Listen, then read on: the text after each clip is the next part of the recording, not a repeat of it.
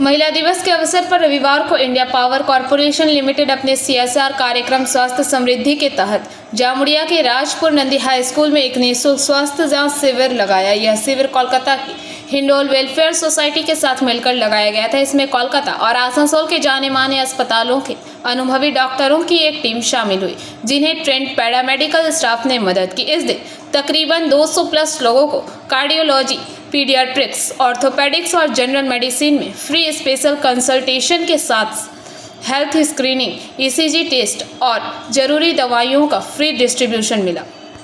India power corporation limited के director Somesh Das Gupta ने कहा कि हमारे सीएसआर समर्थित मेडिकल कैंप हर गुजरते साल के साथ लगातार अपनी पहुंच बढ़ा रहे हैं। আজকে একটা বিশিষ্ট দিন, আজকে নারী দিবস। আমরা ইন্ডিয়া পাওয়ারের পক্ষ থেকে রাজপুর নন্দী উচ্চ বিদ্যালয়ে আমরা আজকে একটা মেডিকেল ক্যাম্পের আয়োজন করেছি। আমরা সারা বছরই এরকম ধরনের মেডিকেল ক্যাম্প আমাদের সিএসআর প্রজেক্টের মধ্যে দিয়ে করে থাকি। গরিব দুস্থ লোকেদের মানে একটু পাশে দাঁড়ানোর আমরা চেষ্টা করি। এখানে আমরা আজকে পিডিয়াট্রিক, কার্ডিওলজিস্ট, অর্থোপেডিক এবং জেনারেল মেডিসিন এবং ইসিজির ব্যবস্থা আমরা করতে পেরেছি এবং এর সাথে আমরা বিনামূল্যে কিছু মেডিসিনও প্রোভাইড করছি, যাতে ওনাদের একটু পাশে আমরা মেডিসিন দিয়েও হেল্প করতে পারি।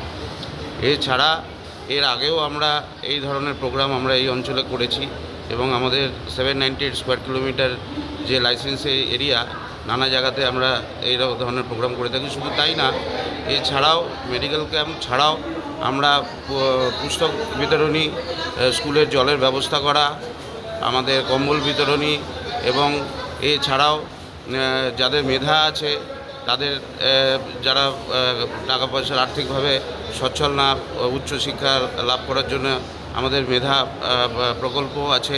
তার মাঝে আমরা প্রত্যেক বছর স্কুল থেকে, গ্রামের যে স্কুলগুলো আছে সেখান থেকে আমরা যে মেরিটোরিয়াস স্টুডেন্ট যারা, তাদেরকে আমরা বেছে নিই, তাদেরকেও আমরা আর্থিকভাবে সহায়তা করি যাতে তারা উচ্চশিক্ষা লাভ করতে পারে। এই ধরনের প্রোগ্রাম আমরা আগামী দিনেও করব এবং আমরা চেষ্টা করব এরকমভাবে আমরা মানুষের পাশে থাকা। আপনার নাম? আমার নাম অয়ন নাগ, আমি SB head, Jamuria business area. Jamuria से दिलीप साव की रिपोर्ट, पीवीटीवी न्यूज़।